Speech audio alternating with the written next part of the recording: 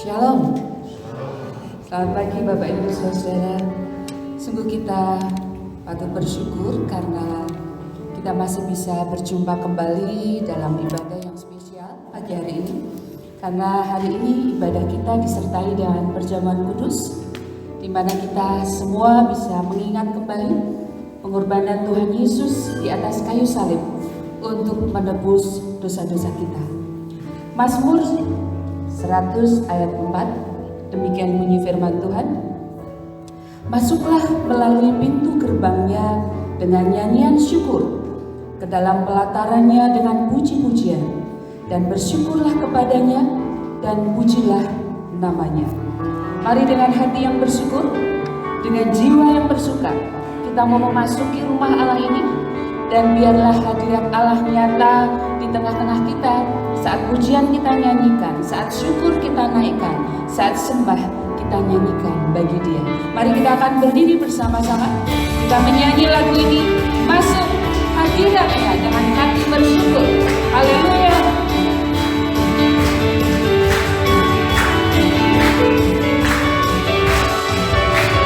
Masuk hadiratnya dengan hati bersyukur. Masuk gerbangnya dengan pujian, bermazmurlah bagi Dia, nyanyikan nyanyian baru, bersukacita karena tinggikan Dia. Masuk hadiratnya dengan hati bersyukur. Yes. Masuk gerbangnya dengan pujian, bermazmurlah bagi Dia, nyanyikan nyanyian baru, bersukacita karena tinggikan Dia. Saat hati bersyukur dan jiwaku bersuka, hadirat Allah nyata dalam pujian. Saat kami menyembah dan tanganku terangkat, Tuhan hadir dalam pujian rumah-Nya. Mari tepuk tangannya lagi. Masuk hadiratnya dengan hati bersyukur. Masuk gerbangnya dengan pujian, bermazmurlah bagi Dia, nyanyikan nyanyian baru, bersukacita karena tinggikan Dia. Masuk hadiratnya dengan hati bersyukur. Masuk gerbangnya dengan pujian, bermazmurlah bagi Dia, nyanyikan nyanyian baru, bersukacita sekarang tinggikan Dia. Saat hati bersyukur dan jiwaku bersuka, hadirat Allah nyata dalam pujian. Saat kami menyembah dan tanganku terangkat, Tuhan hadir dalam pujian rumah-Nya.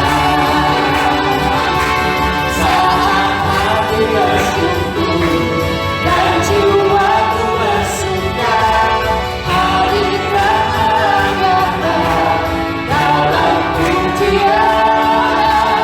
Saat kami menyembah dan tanganku terangkat, Tuhan hadir dalam pujian rumah-Nya.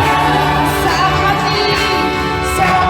hati bersyukur dan jiwaku bersuka, hadirat Allah nyata dalam pujian. Saat kami menyembah dan tanganku terangkat, Tuhan hadir dalam. Katakan saat hati kita bersyukur, haleluya.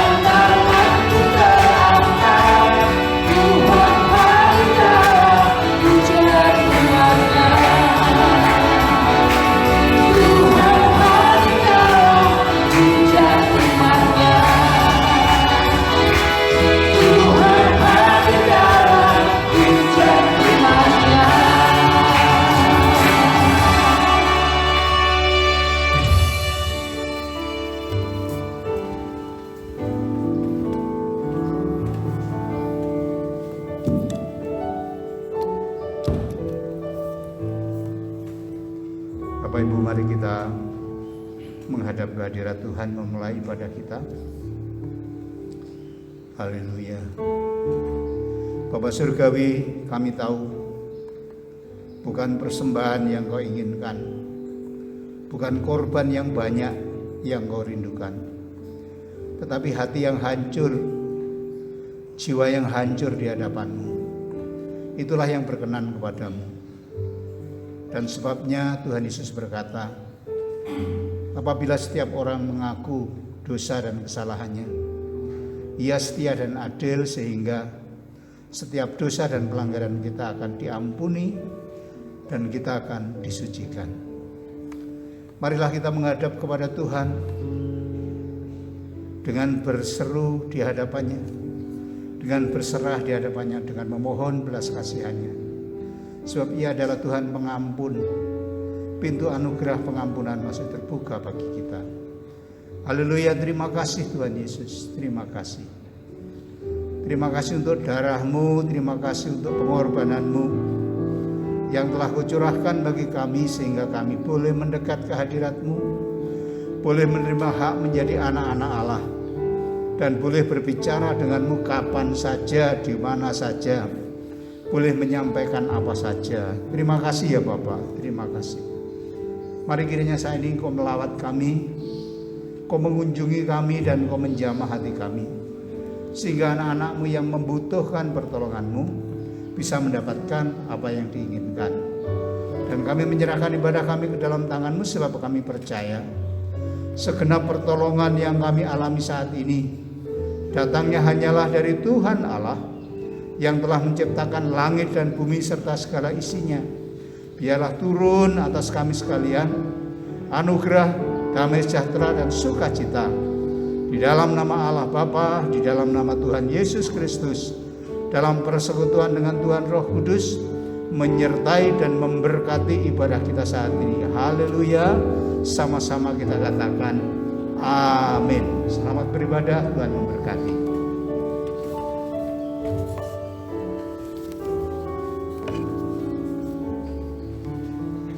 Jemaat dipersilahkan duduk kembali. Bapak Ibu sekalian, jika kita mengikuti berita-berita di media massa pada akhir-akhir ini, banyak sekali kita melihat yang utama kita tahu tentang virus corona yang masih merebak, bahkan di berbagai tempat timbul klaster-klaster baru. Juga baru-baru ini terdengar perampokan. Sudah banyak orang yang kehilangan akal untuk menghidupi keluarganya sehingga mereka harus melakukan tindakan-tindakan kriminal. Juga adanya demonstrasi di mana-mana. Di sisi lain juga kita mendengar ada perkosaan, pembunuhan. Maka semua itu sering sekali membuat kita kehilangan kedamaian. Memang dunia ini bukan sumber kedamaian. Kita tahu ada sumber kedamaian yang sejati yang bisa kita dapatkan di dalam siapa, Bapak Ibu? Tuhan Yesus Kristus. Oleh karena itu, mari kita akan tetap setia. Kita akan tetap setia dan selalu mengikuti Dia. Ikuti Kau saja Tuhan.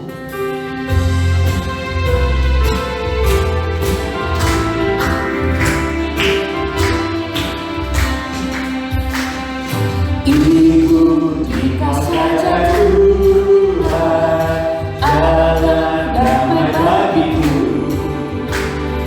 Aku selamat dan sentosa hanya oleh darah-Mu. Aku ingin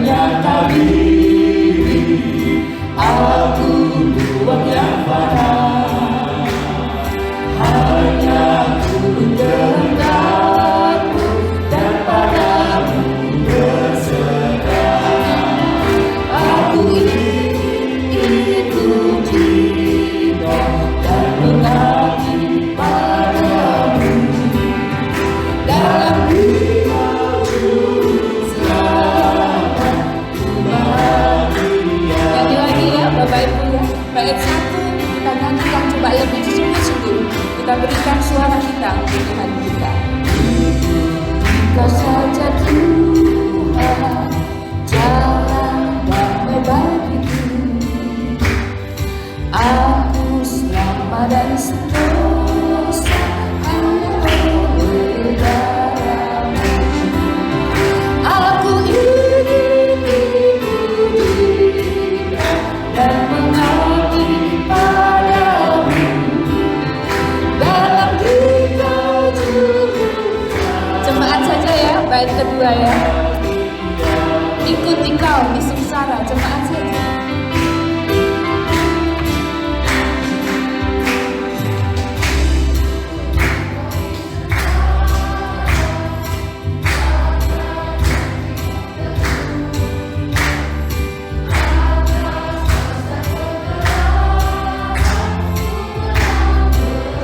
Bersama aku ingin ikuti Kau dan mengabdi padamu dalam Dikau juru selamat. Bait ketiga kita nyanyikan lagi bersama-sama. Ikut dan menyangkal diri. Ikut dan menyangkal diri. Aku buang yang fana, hanya ingin kehendak-Mu dan padamu berserah. Aku ingin ikuti dan mengabdi padamu dalam Dikau juru selamat. Bahagia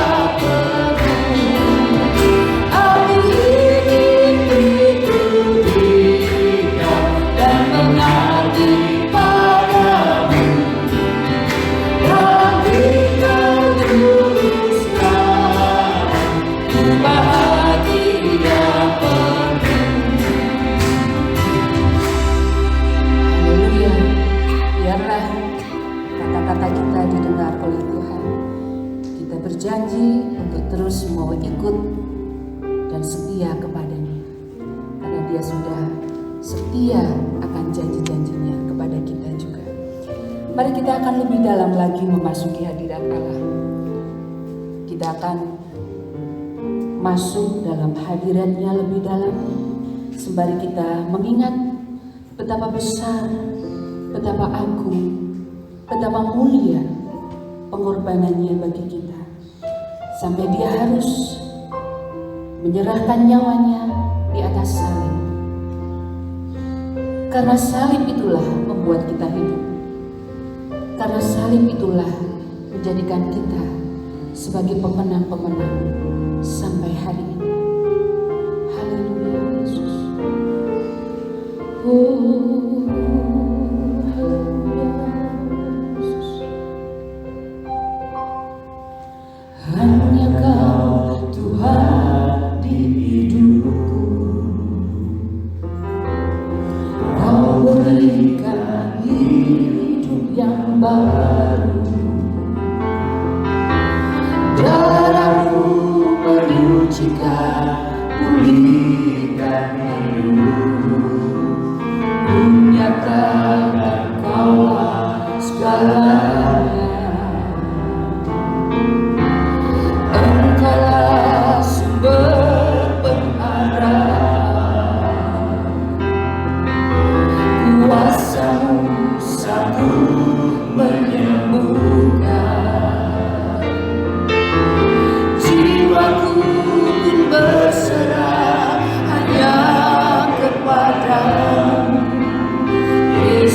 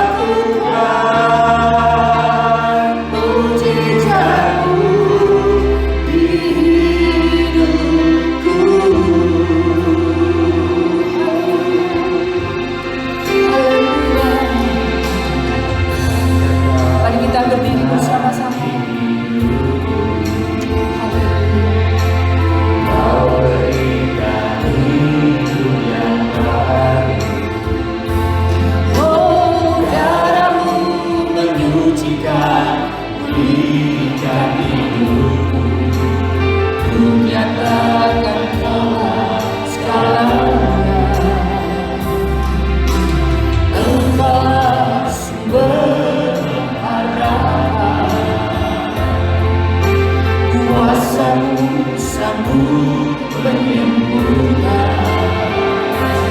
Oh, jiwaku berserah hanya kepada-Mu, Yesus, Kaulah segalanya. Karena salib-Mu ku hidup, karena salib-Mu ku menang. Engkau yang berkuasa sanggup untuk melakukan mujizat-Mu. Karena salib-Mu ku hidup, karena salib-Mu ku menang. Engkau yang berkuasa sanggup untuk melakukan mujizat-Mu. Karena salib-Mu ku hidup, karena salib-Mu ku menang. Engkau yang berkuasa sanggup untuk melakukan mujizat-Mu. Karena salib-Mu ku hidup, karena salib-Mu ku menang. Engkau yang berkuasa sanggup untuk melakukan mujizat-Mu. Karena salib-Mu ku hidup. Ya, benar Tuhan. Karena salib-Mu, hanya karena salib-Mu kami hidup sampai hari ini. Hanya karena salib-Mu yang mengalami kemenangan-kemenangan. Terima kasih. Terima kasih untuk kuasa dan mujizat yang masih berlaku sampai hari ini bagi kami.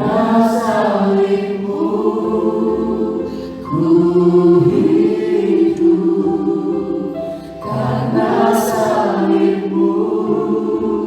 ku menang. Engkau yang berkuasa sanggup untuk melakukan mujizat-Mu. Katakan bersama. Di hidupku,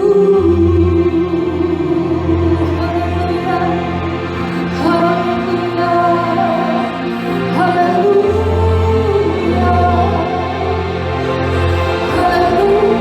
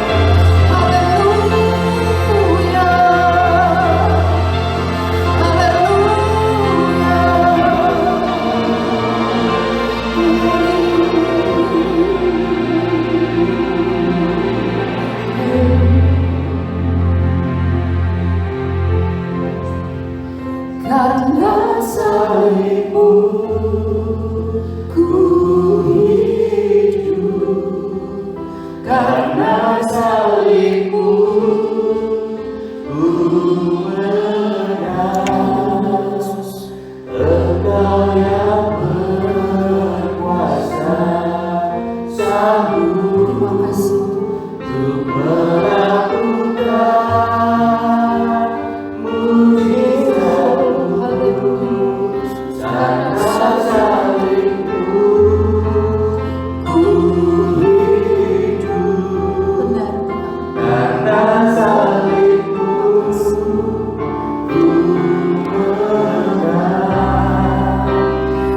Engkau yang berkuasa, sanggup untuk melakukan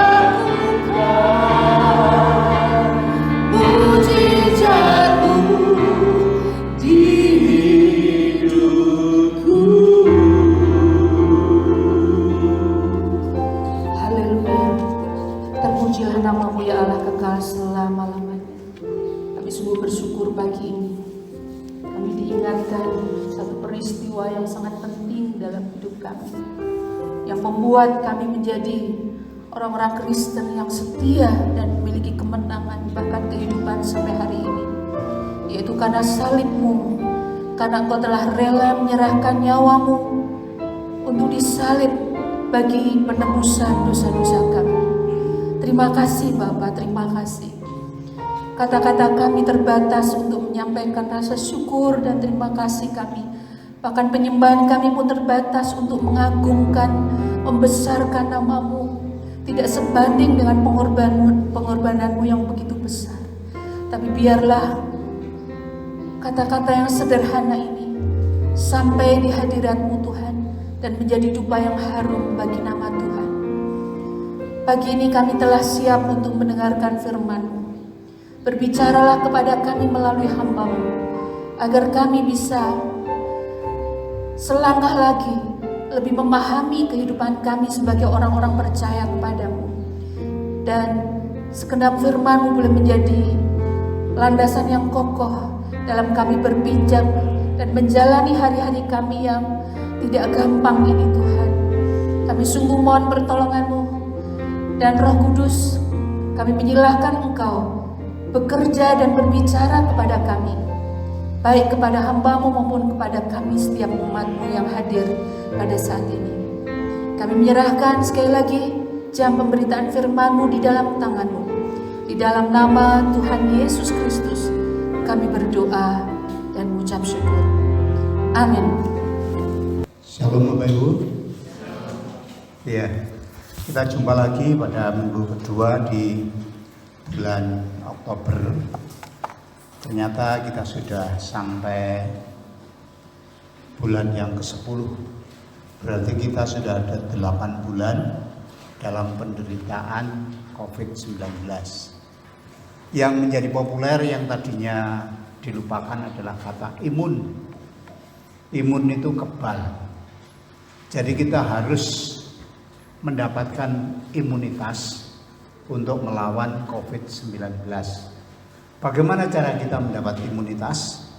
Ada yang harus berjemur pagi hari, ada yang harus makan makanan yang bergizi, ada yang harus istirahat dengan cukup. Itu adalah cara mendapatkan imun.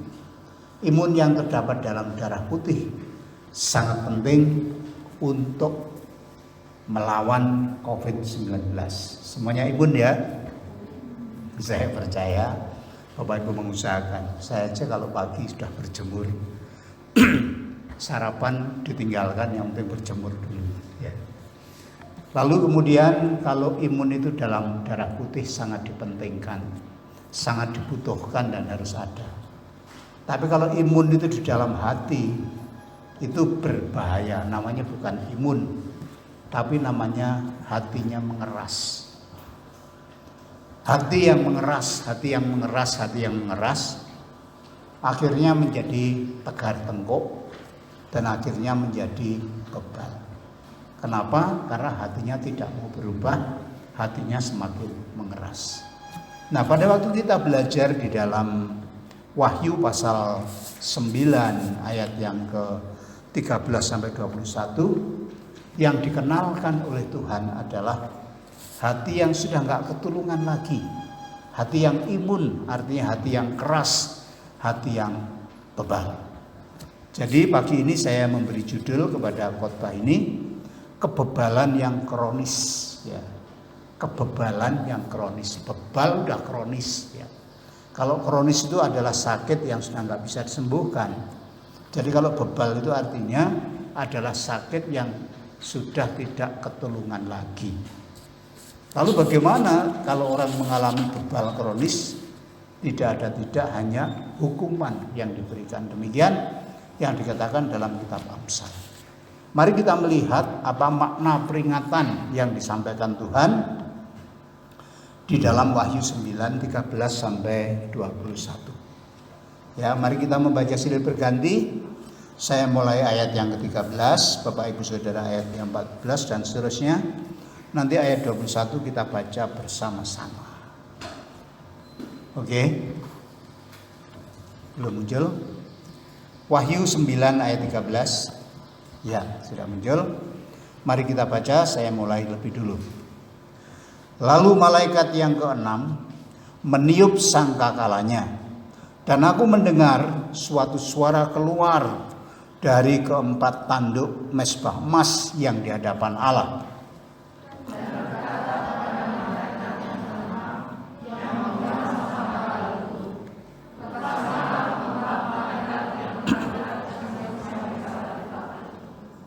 Maka dilepaskannyalah keempat malaikat yang telah disiapkan bagi jam dan hari, bulan dan tahun untuk membunuh sepertiga dari umat manusia.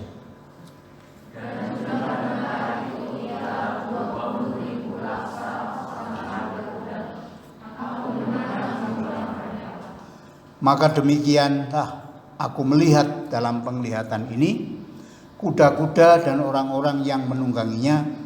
Mereka memakai baju sirah merah api dan biru dan kuning belerang warnanya. Kepala kuda-kuda itu sama seperti kepala singa, dan dari mulutnya keluar api dan asap dan belerang.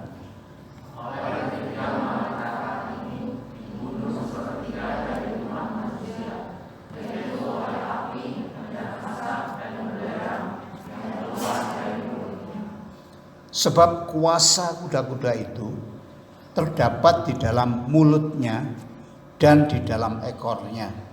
Sebab ekornya sama seperti ular. Mereka berkepala, dan dengan kepala mereka itu mereka mendatangkan kerusakan.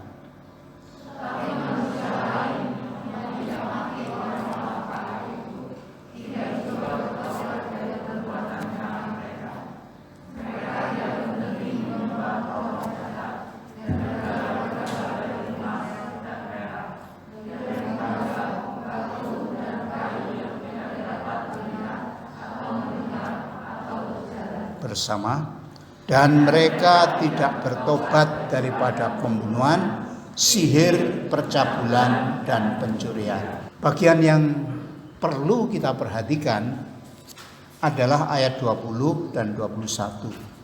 Dikatakan dalam ayat 20, tetapi manusia lain yang tidak mati oleh malapetaka itu tidak juga bertobat.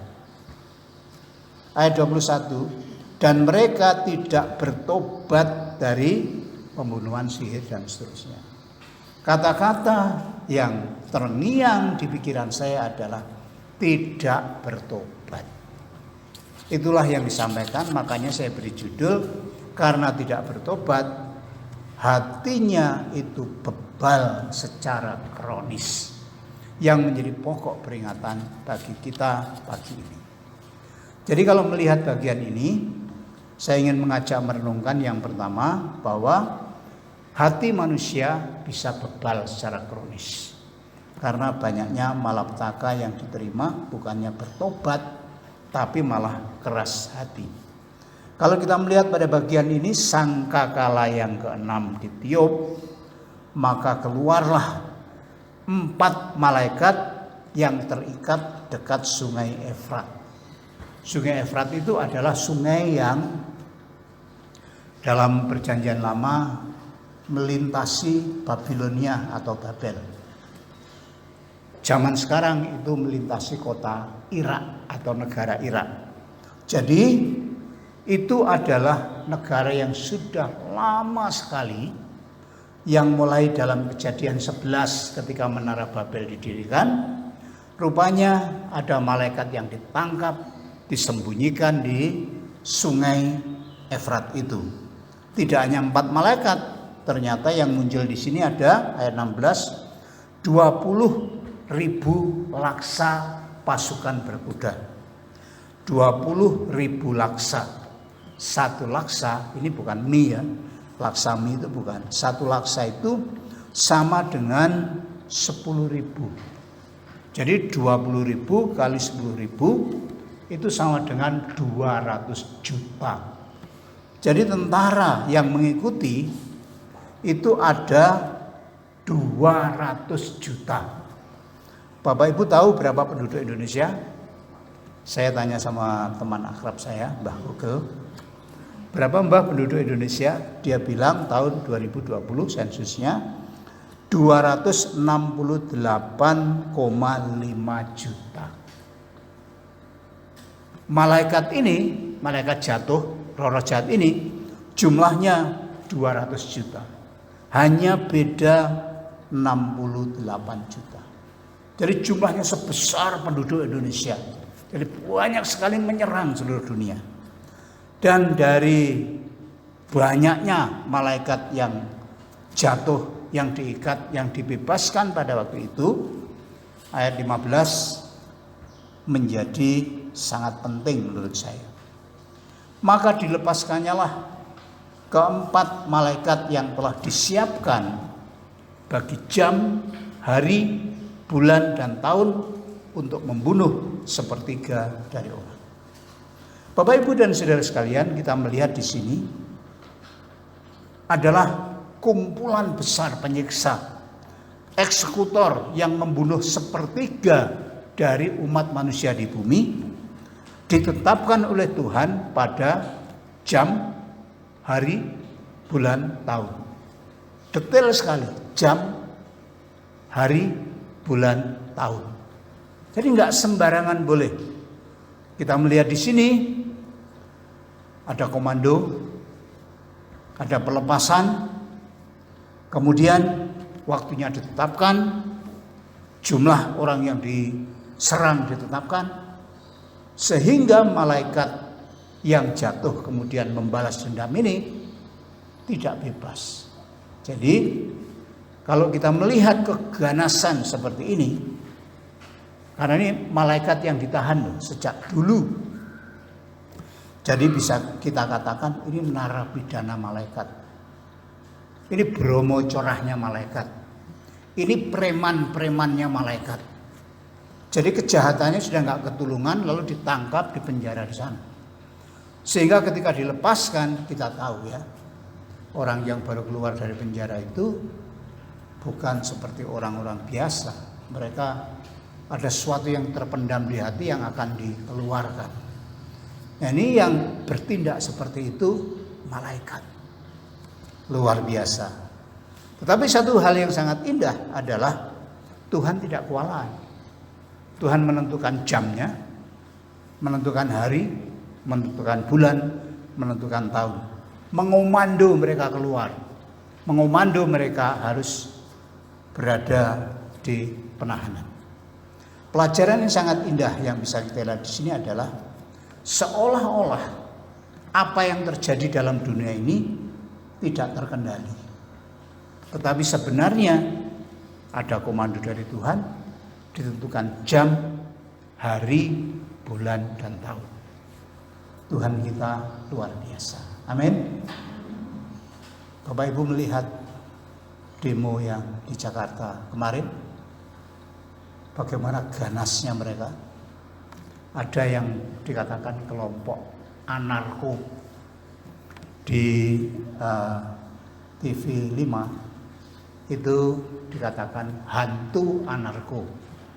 Anarko itu adalah kelompok-kelompok orang dari berbagai negara yang memiliki ide buruh itu nggak bisa diatur. Buruh itu biar menentukan segalanya, gajinya berapa, kemudian kerjanya berapa jam, apa yang dilakukan itu terserah. Terus itu buruh apa namanya? Buruh apa juragan? Jadi juragannya suruh nurut buruhnya. Nah, seperti itu. Nah, kelompok anarko ini mendompleng di belakang para pendemo, sehingga pendemonya rusuh luar biasa. Awalnya mahasiswa, pelajar, buruh rapi demonya ngomong. Nah, setelah hampir selesai langsung bakar, hancurkan, dan porak-poranda ditahan lebih dari 1.000 orang di setiap tempat, dan kemudian disuap ada 196 orang kena COVID-19. Ngeri gak? Itu hasilnya demo seperti itu. Seolah-olah kalau kita melihat di koran ini, di koran itu, di Google, di mana diberitakan, wah, undang-undang cipta kerja ini adalah undang-undang yang dipolitisir oleh pemerintah dan seterusnya. Tetapi ternyata apa? Ternyata kabarnya hoax yang memicu anarkis itu. Nah, Bapak Ibu dan Saudara sekalian, yang saya lihat adalah orang-orang itu jumlahnya banyak, nggak terkendali. Seolah-olah polisi kewalahan, pemerintah kewalahan, mau buat aturan disalahkan. Padahal yang bersidang wakil rakyat, yang memutuskan juga wakil rakyat. Nah, Bapak Ibu Saudara sekalian, sesuatu itu seperti tidak terkontrol. Tetapi kumpulan yang kita lihat dalam kitab Wahyu ini adalah 4 malaikat dengan 200 juta anak buahnya. Mereka menyerang ke dalam dunia, hanya ditentukan jam, hari, bulan, dan tahun. Tuhan Allah adalah Tuhan yang berkuasa. Tuhan Allah mengontrol, mengendalikan. Jadi kalau kita memandang kepada dunia, kepada kehancuran, kepada sesuatu bencana, kita kehilangan akal. Kita putus asa. Tetapi kalau melihat dan memandang kepada Allah kita, Allah yang sanggup mengontrol, Allah yang sudah menentukan, maka kita jadi tenang. Amin. Mari kita memandang Tuhan kita. Tuhan kita bukan Tuhan yang kalah, tapi Dia yang memimpin. Lalu yang kedua yang kita lihat adalah apa yang dilakukan oleh eksekutor 4 malaikat dan 200 juta orang ini. Di dalam ayat yang ke-17 dikatakan, maka demikianlah aku melihat dalam penglihatan ini kuda-kuda dan orang-orang yang menungganginya. Mereka memakai baju sirah merah api dan biru dan kuning belerang warnanya. Kepala kuda itu sama seperti singa, dan dari mulutnya keluar api, asap dan belerang. Itu bukan kuda, ya. Kepalanya seperti singa, mengerikan. Dari mulutnya keluar api, keluar asap, keluar belerang. Dari sana bisa membunuh 1/3 umat manusia di dalam dunia. Jadi kita melihat suatu monster pembunuh yang luar biasa dengan cepat bekerja. Kemarin dibatasi tidak boleh membunuh, mautnya pergi. Sekarang boleh membunuh. Dia membunuh 1/3 orang dan jumlahnya mengerikan. Kita melihat di sini adalah sebuah pekerjaan yang dahsyat. Malaikat-malaikat yang luar biasa, yang gagah, yang perkasa. Bromo Corah, mereka preman-preman yang keluar dari penjara mereka di Sungai Efrat. Mereka adalah pasukan perang, berkuda luar biasa. Kudanya bisa membunuh, orangnya bisa membunuh. Pakai baju sirah, kemudian mereka ganas, mereka sakti. Kenapa saya katakan sakti? Mereka malaikat nggak bisa mati, mereka nggak capek, nggak perlu makan, nggak ada yang sakit. Kuda-kuda mereka adalah kuda-kuda yang hebat. Jadi kita melihat di sini mereka seolah-olah tanpa batas. Tetapi Tuhan mengatakan korbannya hanya 1/3 dunia. Penduduk dunia itu berapa? Penduduk dunia menurut Mbah Google yang terakhir di tahun 2020 ini ada 7,7 miliar. 7,7 miliar. Kalau 1/3 itu berarti sekitar 2,4 miliar. Jadi itu kira-kira 5 kali penduduk Indonesia. Boleh dibunuh. Kematian macam apa? Seperti pisang yang dibabat di mana-mana. Tetapi Tuhan berkata hanya sepertiga saja. Sekali lagi, bukan hanya Tuhan yang memberikan kendali, bukan hanya Tuhan yang memegang komando, tetapi Tuhan kita memberi batas yang pasti. Malapetaka kejahatan di dalam dunia boleh melakukan kejahatannya, diizinkan oleh Tuhan, tetapi ada batasan yang ditentukan oleh Tuhan kita. Luar biasa ya. Jadi janganlah kita putus asa. Kitab Wahyu ini ditulis bukan untuk orang-orang yang akan menjadi korban, tetapi ditulis untuk kita bahwa ada malapetaka. Kita nggak perlu panik, sebab Tuhan kita memberikan komando dan memberikan batas sampai ke korban-korbannya. Kayak apa bencananya, modelnya kayak apa, kedahsyatannya kayak apa, kesaktiannya kayak apa, seperti tak terkalahkan. Tetapi Tuhan berkata korbannya hanya segini. Jadi ketika saya membaca kengeriannya itu sangat ngeri, ketakutannya sangat takut, tapi ternyata Tuhan memberi batas hanya sepertiga. Kalau nggak diberi batas oleh Tuhan, habislah dunia, langsung dimakan semuanya, dihancurkan semuanya, karena mereka balas dendam. Sudah dipenjara sekian ribu tahun, lepas kemudian menghancurkan. Tapi Tuhan kita luar biasa. Dan yang ketiga, ini adalah inti daripada pembahasan yang tadi saya ulang. Tujuan dari malapetaka sangkakala adalah supaya mereka bertobat. Apa? Bertobat. Ya. Pada minggu lalu saya telah menyampaikan bertobat itu menurut kita zaman sekarang adalah sadar akan dosa dan kesalahan. Kemudian mengakui kesalahan. Datang mohon ampun berdasarkan darah Tuhan Yesus. Lalu kemudian kembali kepada Tuhan. Jadi bertobat itu bukan kapok, bukan nggak mau mengulang lagi.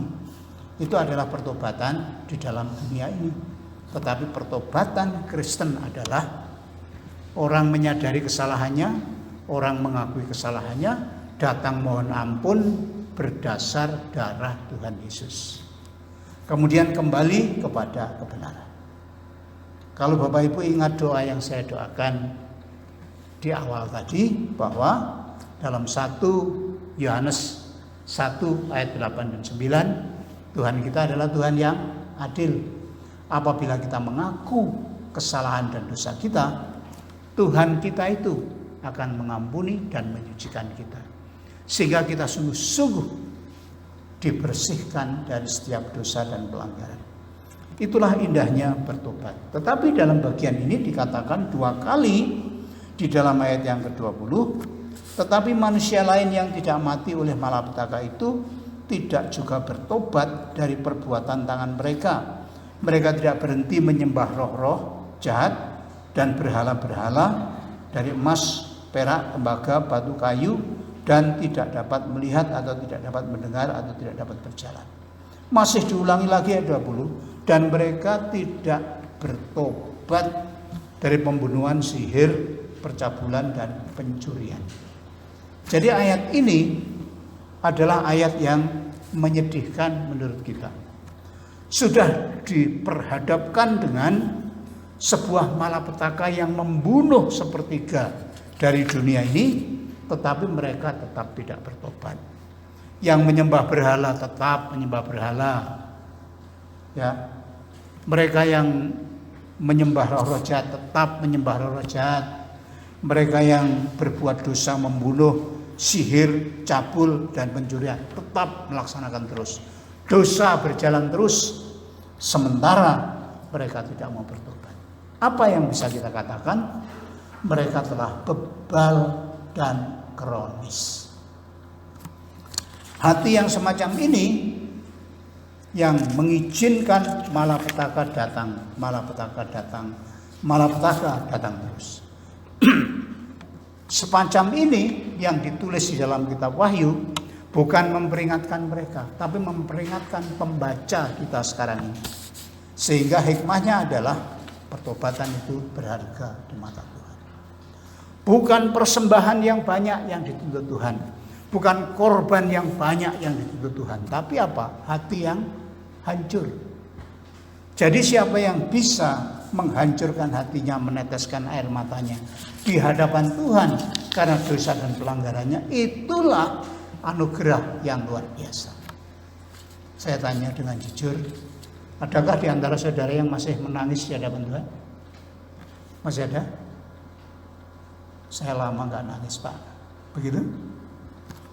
Oh, saya ini sulit, saya udah gak bisa nangis lagi. Air matanya sudah habis dulu-dulu. Nah, yang diinginkan Tuhan adalah seorang yang bisa bertobat.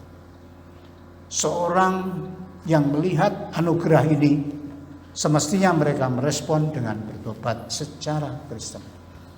Nah, mengapa orang-orang ini tidak bisa bertobat? Mengapa orang-orang menjadi bebal? Mengapa orang-orang menjadi kronis bebalnya? Karena kemungkinan yang pertama, malapetaka itu jatuh terus. Mulai dari meterai 1, 2, 3, 4, 5, 6, isinya semuanya malapetaka. Meterai yang ke-7 dibuka, isinya 7 sangkakala. Sangkakala 1, 2, 3, 4, 5, 6, semuanya celaka, celaka, celaka, dan celaka. Bumi dihujani terus dengan malapetaka.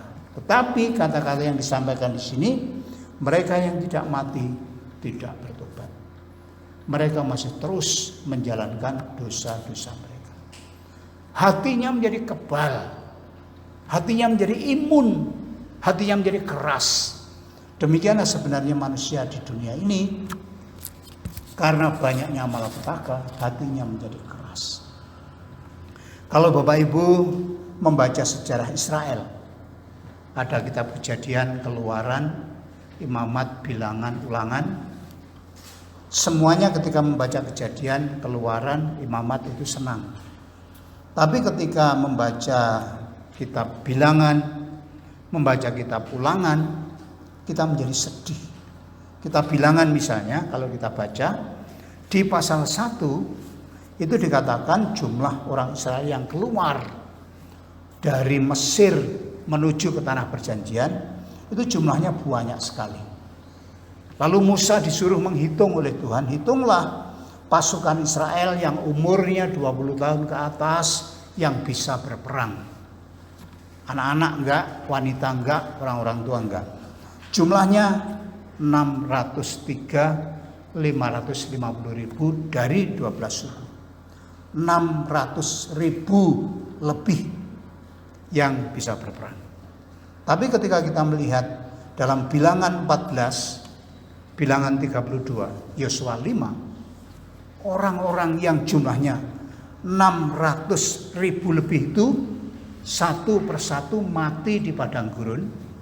Bahkan tidak ada satupun yang masuk ke tanah perjanjian, termasuk Musa. Yang masuk tanah perjanjian adalah anak-anak yang lahir di padang gurun. Mengapa? Ada yang tahu, Bu Guru? Bu Guru sekolah minggu? Apa sebabnya? Orang-orang itu selalu berkata, Musa, mengapa kau bawa kami mati di padang gurun?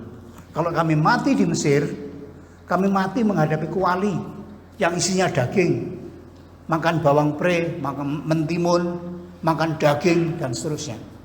Jadi mereka itu dibebaskan dengan mujizat yang besar, tapi mata mereka, hati mereka masih berpaut kepada Mesir. Mereka ingin kembali.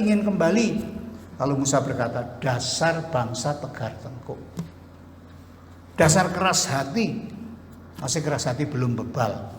Masih keras hati, tegar tengkuk. Lalu akhirnya Tuhan memutar-mutar mereka di padang gurun karena tegar tengkuk. Satu persatu mati, 600.000 lebih orang yang keluar dari Mesir dengan pengharapan besar masuk tanah perjanjian. Mereka mati di padang gurun. Gak bisa menikmati. Mengapa? Tegar tengkuk, keras kepala. Lalu kemudian di dalam kitab yang kita baca sekarang ini, ternyata mereka sepertiga dari penduduk dunia sudah mati karena malapetaka yang bertubi-tubi. Mereka tidak juga bertobat. Mengapa? Karena sudah bebal. Bebal itu hatinya keras, sudah nggak bisa bertobat lagi, sudah nggak bisa dirubah lagi. Ini pokoknya aku ini begini, biarpun mati, masuk apa, ini begini, resiko apa, aku akan tempuh. Itu namanya bebal. Dan orang semacam itu adalah orang yang dikatakan dalam kitab Wahyu. Mengapa Wahyu ditulis? Wahyu sebagai peringatan kepada kita, supaya kita seperti yang diinginkan Tuhan, yaitu bertobat. Amin. Saudara jenuh menjadi mendengar kata bertobat? Bapak Ibu tahu mengapa ada COVID? Mengapa ada COVID? COVID itu bencana datang tiba-tiba. Menggetarkan dunia enggak? Menggetarkan semua negara. Enggak ada yang bebas. Ada negara Vietnam katanya kebal karena orangnya makan ini makan itu. Ternyata banyak juga tahu-tahu. Ada tempat yang paling suci di dunia, dikunjungi orang berbagai dunia. Dikira di sana nggak ada COVID, ternyata di sana banyak juga COVID. Di negara yang paling kacau, paling berdosa, semacam Prancis, Swedia dan seterusnya, banyak orang yang mati di sana.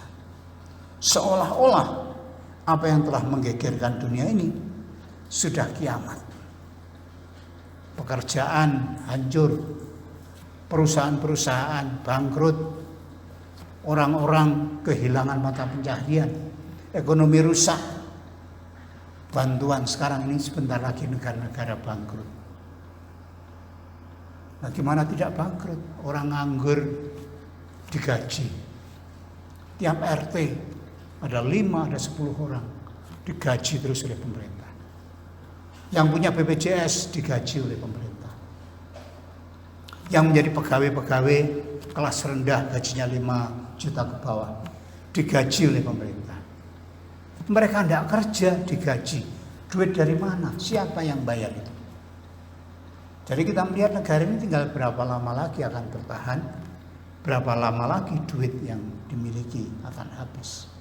Jadi itu menjadi bencana yang luar biasa, menggegerkan, menggoncangkan.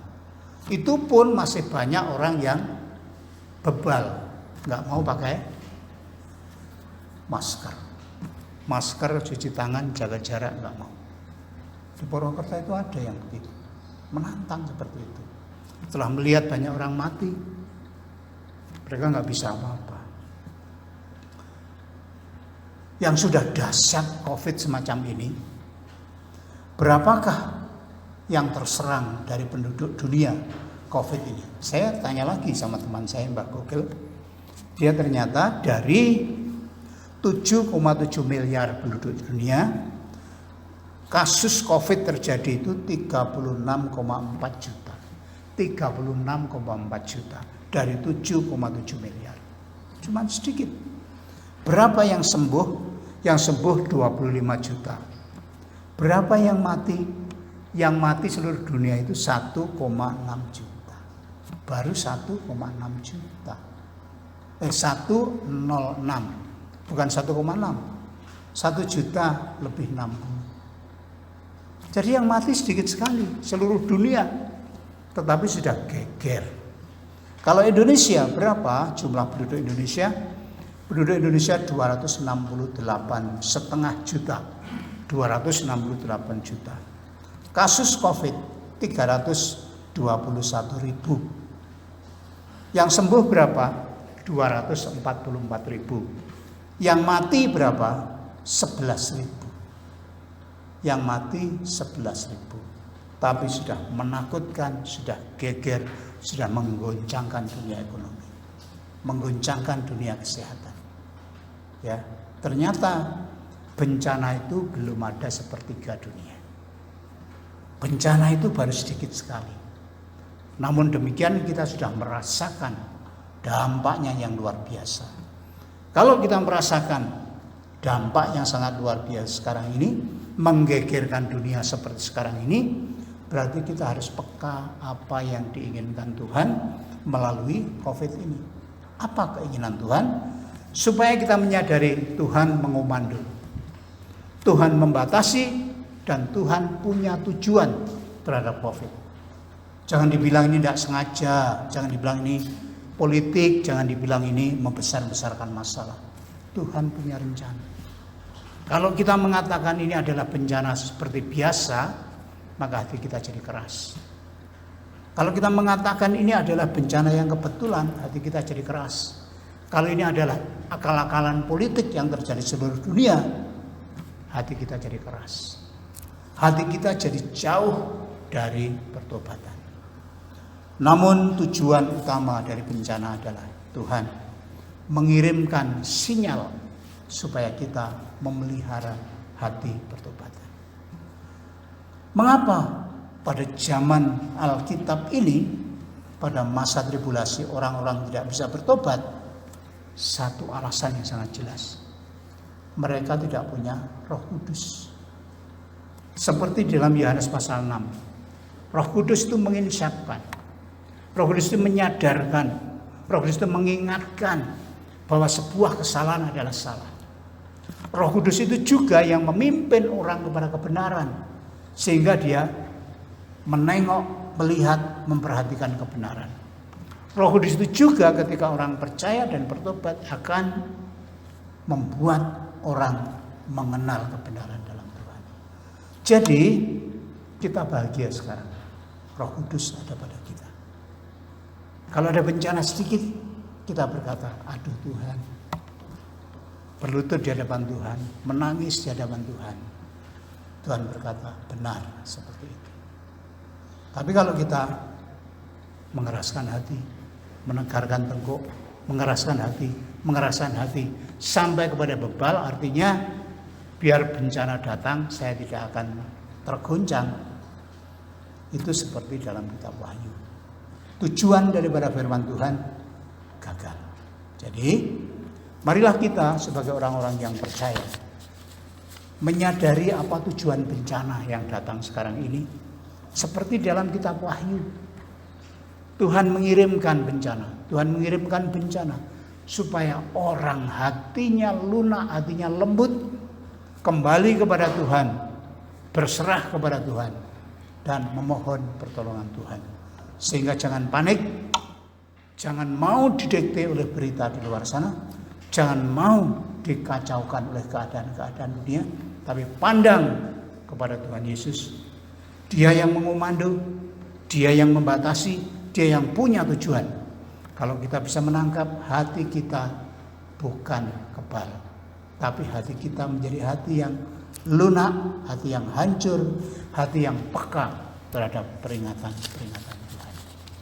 Amin. Bapak Ibu bisa mendengar firman Tuhan? Biarlah firman Tuhan memberkati kita. Saya undang singer dan pemain musik. Mari kita sambut firman Tuhan ini dengan sebuah pujian.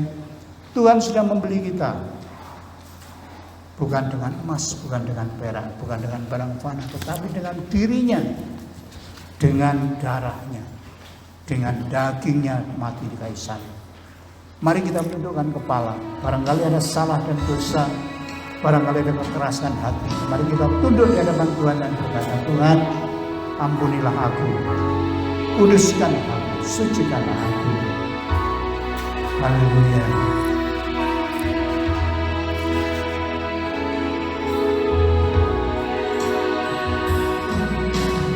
Bukan dengan barang fana, Kau membayar dosamu dengan darah yang mahal, tiada noda dan celah. Bukan dengan emas perak,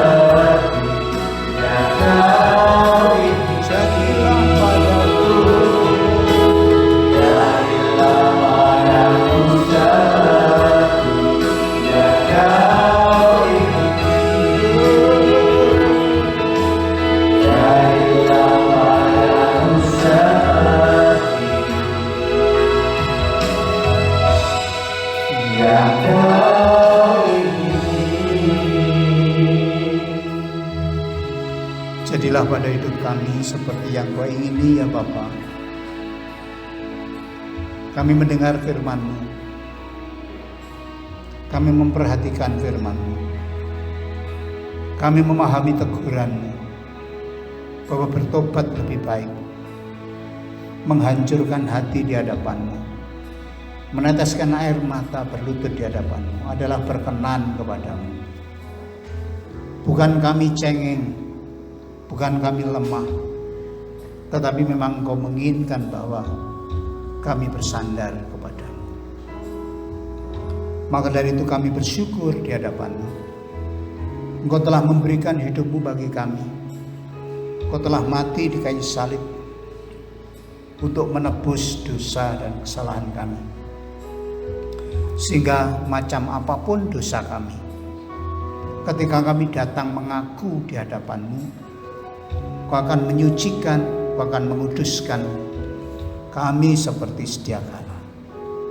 Dan Kau melupakan dosa kami, menenggelamkannya ke dalam palung laut, sehingga Engkau tidak mengingat-ingatnya kembali. Terima kasih ya Tuhan, anugerah-Mu yang Kau curahkan kepada kami, kepada gereja zaman ini, saat ini. Kau memberikan Roh Kudus-Mu di hati kami masing-masing, supaya kami sadar insyaf bagaimana cara hidup berkenan di hadapan-Mu. Maka dari itu biarlah Tuhan, kami terus berjalan, kami tidak menjadi takut dan goncang ketika melihat suasana di dalam dunia ini. Orang-orang yang bertindak begitu kejam, orang-orang yang telah anarkis, dan kami melihat bencana-bencana yang terjadi di sana sini. Kami tetap memandang kepada Tuhan. Tuhan mengomando, Tuhan mengontrol, Tuhan membatasi, dan Tuhan berkuasa atas kehidupan kami.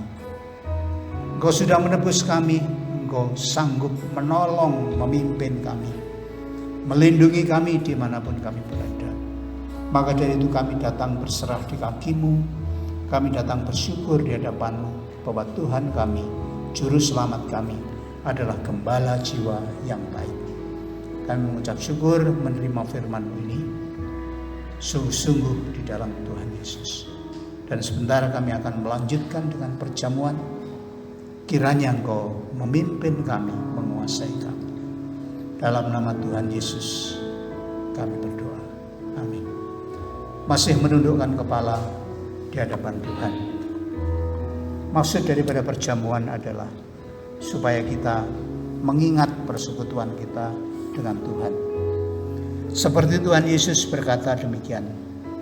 Lalu Ia mengambil roti, mengucap syukur, memecah-mecahkannya, dan memberikannya kepada mereka. Katanya, inilah tubuhku yang diserahkan bagi kamu. Perbuatlah ini menjadi peringatan akan aku. Demikian juga dibuatnya dengan cawan sesudah makan. Ia berkata, cawan ini adalah perjanjian baru oleh darahku yang ditumpahkan bagi kamu. Amin. Salibnya, salibnya.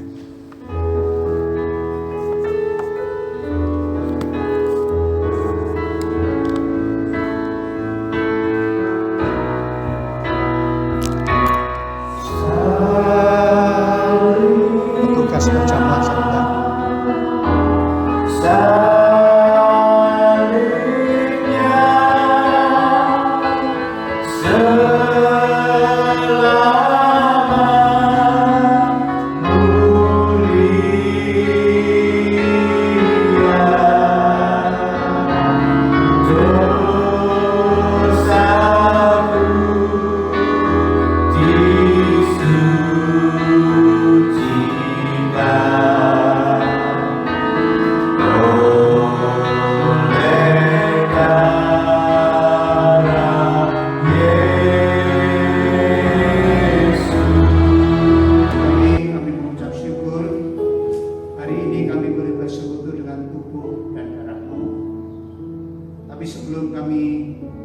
menyentuh roti dan meminum anggur ini.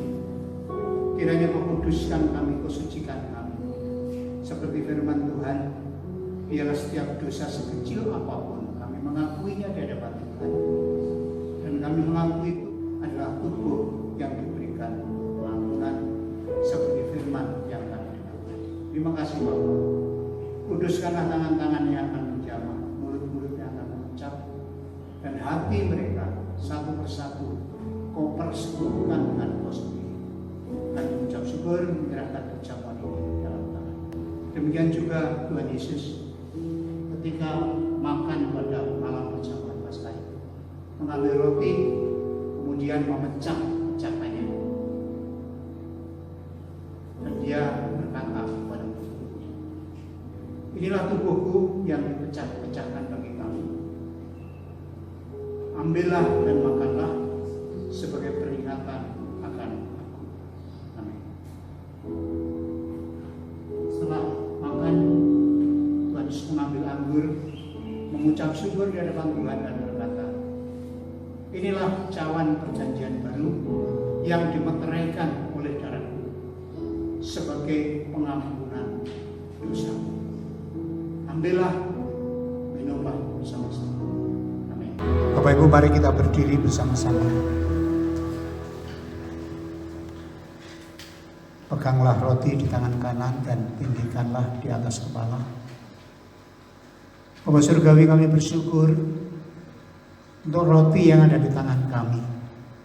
Kami memandangnya karena roti ini melambangkan tubuh-Mu yang dicabik-cabik di kayu salib, yang dibelah-belah di kayu salib, yang dikorbankan untuk penebusan bagi kami.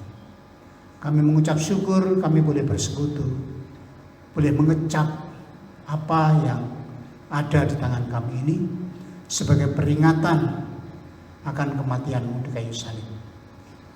Bukankah roti itu melambangkan tubuh Yesus yang telah diberikan bagi kita untuk pengampunan dosa-dosa kita? Mari kita makan bersama-sama di dalam nama Tuhan Yesus.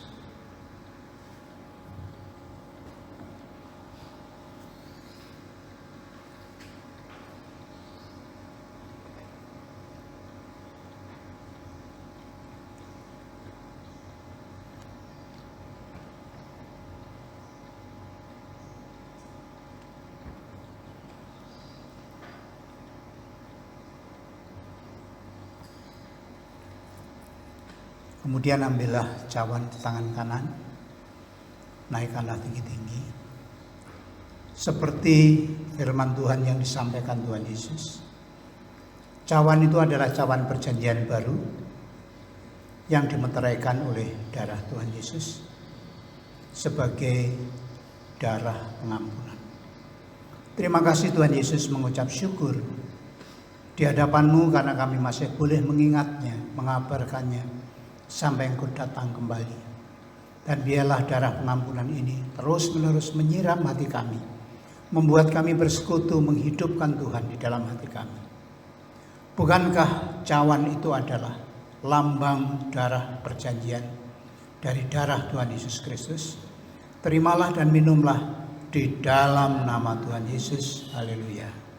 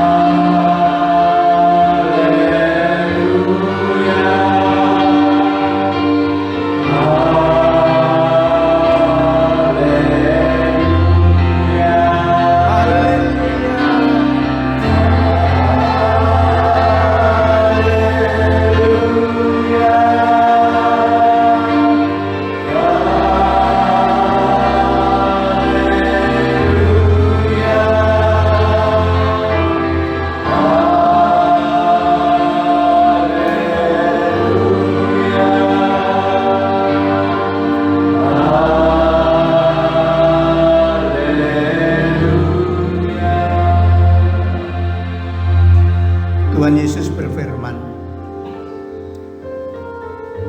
"Akulah roti hidup.